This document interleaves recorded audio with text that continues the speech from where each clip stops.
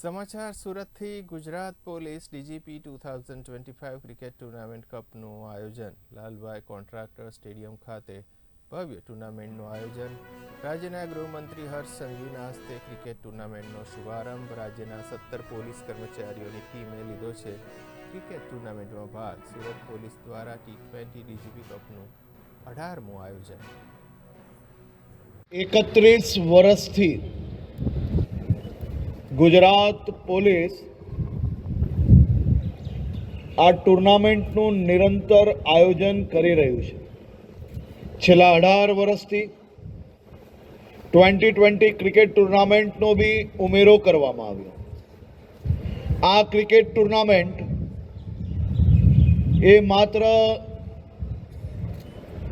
કોઈ રેન્જની કે કોઈ શહેરની ટીમની હારજીત માટે આયોજન કરવામાં નથી આવતી. ક્રિકેટ ટુર્નામેન્ટ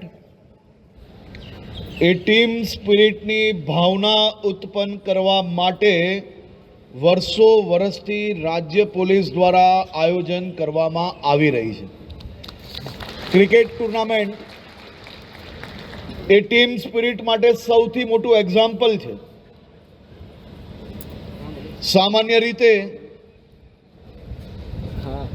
એક ટીમ જ્યારે બેટિંગમાં હોય,